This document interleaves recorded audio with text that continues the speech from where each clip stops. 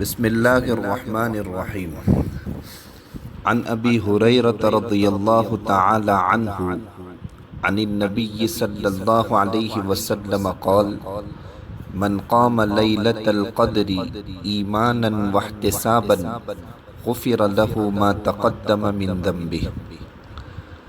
بخاری اور مسلم کی یہ روایت ہے۔ حضرت ابو ہریرہ رضی اللہ تعالی عنہ سے روایت ہے کہ نبی کریم صلی اللہ علیہ وسلم نے ارشاد فرمایا، جس شخص نے ایمان کے ساتھ ثواب کی نیت سے شب قدر میں قیام کیا تو اس کے پچھلے گناہ معاف کر دیے جاتے ہیں۔ رات کے قیام سے مراد یہ ہے کہ وہ رمضان کی راتوں میں تراویح کے اہتمام کے ساتھ ساتھ تلاوت قرآن کریم اور اللہ کا ذکر کرے اور عشاء اور فجر کی جماعت کی نماز بھی نہ چھوٹے، تو ایسے شخص کو خوشخبری سنائی جا رہی ہے کہ اس شخص کے پچھلے تمام صغیرہ گناہ معاف کر دیے جاتے ہیں۔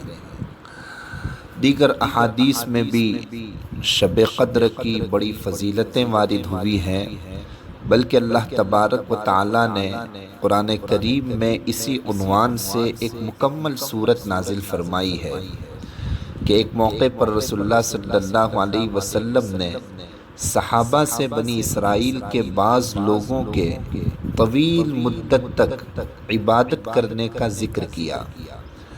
جیسے واقعہ مشہور ہے کہ آپ نے یہ واقعہ بھی بیان کیا کہ بنی اسرائیل میں ایک عابد تھا جو 1000 مہینے تک پوری رات اللہ تعالیٰ کی عبادت کیا کرتا تھا اور دن میں اللہ کے راستے میں جہاد میں نکل جاتا تھا۔ ان سارے واقعات کو سن کر صحابہ کو خیال ہوا کہ ان کی عمریں تو زیادہ ہوتی تھی، اس لیے انہوں نے زیادہ دن تک عبادت کی، ہم لوگ اس سے محروم ہیں۔ اسی پس منظر میں یہ سورت القدر نازل ہوئی اور اس امت کو ایک ایسی رات عطا کی گئی جس کی عبادت 1000 مہینوں سے بڑھ کر ہے۔ چنانچہ وہ سورت نازل ہوئی جس میں بتایا گیا، اِنَّا أَنزَلْنَاهُ فِي لَيْلَةِ الْقَدْرِ وَمَا أَدْرَاكَ مَا لَيْلَةُ الْقَدْرِ لَيْلَةُ الْقَدْرِ خَيْرٌ مِّنْ أَلْفِ شَهْرٍ، کہ ہم نے قرآن کو شب قدر میں اتارا ہے اور آپ کو معلوم ہے کہ شب قدر کیا ہے؟ شب قدر 1000 مہینوں سے بہتر ہے۔ تنزل الملائکۃ والروح فیہا بإذن ربہم من کل امر، جس میں فرشتے اور روح القدس یعنی جبرائیل علیہ السلام اپنے رب کی اجازت سے ہر حکم کو لے کر اترتے ہیں۔ سلام ہی حتی مطلع الفجر، یہ رات سراپا سلامتی ہے جو صبح ہونے تک باقی رہتی ہے۔ اس صورت میں مجموعی طور پر 5 باتیں ارشاد فرمائی گئی۔ اول یہ کہ قرآن مجید شب قدر میں اتارا گیا ہے، چنانچہ حضرت عبداللہ بن عباس رضی اللہ تعالی عنہما سے روایت ہے کہ قرآن سب سے اوپر والے آسمان سے آسمان دنیا پر اسی رات میں ایک ہی دفعہ میں نازل کیا گیا۔ پھر آہستہ آہستہ جبرائیل نبی کریم صلی اللہ علیہ وسلم کے پاس لے کر آتے رہے۔ دوسری بات یہ بتائی گئی کہ اس رات کی فضیلت بیان کی گئی کہ یہ 1000 مہینوں سے بہتر ہے۔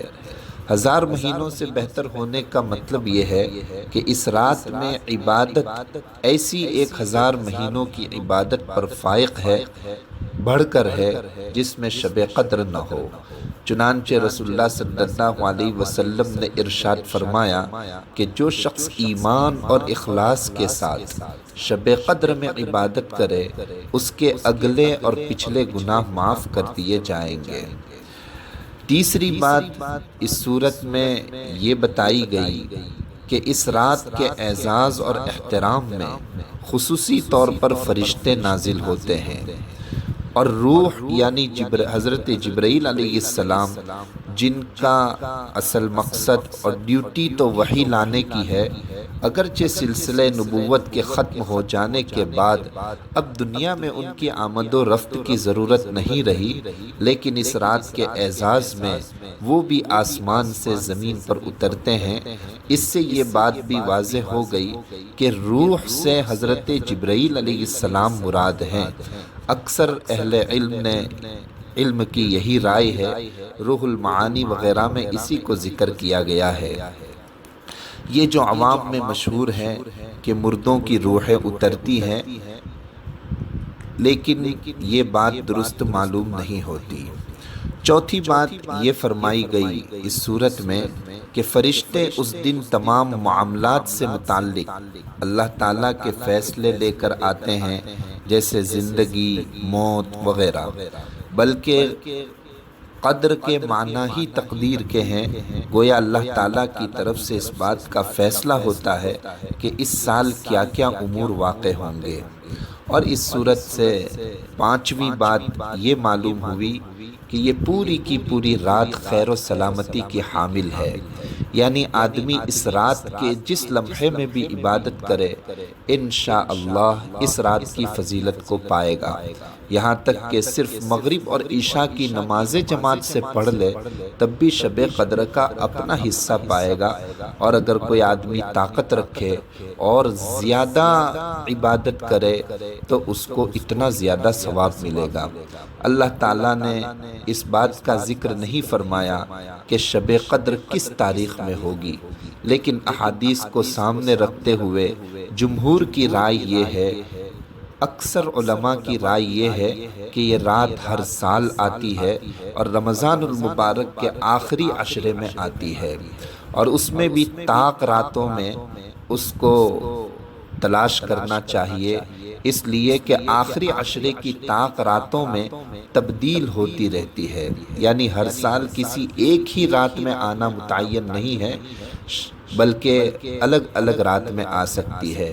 چنانچہ اس کو 21ویں رمضان کی رات کو، اور اسی طرح 23 کی رات کو، 25 کی رات کو، 27 کی رات کو اور 29 کی رات کو تلاش کرنا چاہیے اور اس میں عبادت کرنا چاہیے۔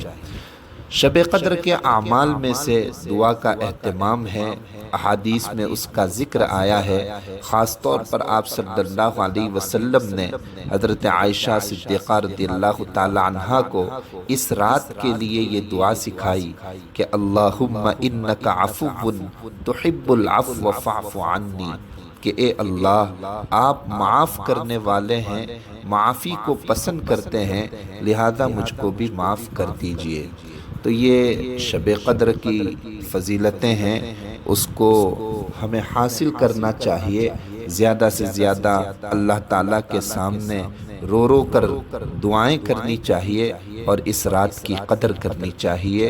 اللہ کے رسول صلی اللہ علیہ وسلم کا تو معمول یہ تھا کہ آپ خود بھی پوری رات عبادت میں لگ جاتے تھے اور اپنے گھر والوں کو بھی اس میں جگاتے تھے، اٹھاتے تھے اور پھر فرماتے تھے کہ اس میں عبادت کیا کرو۔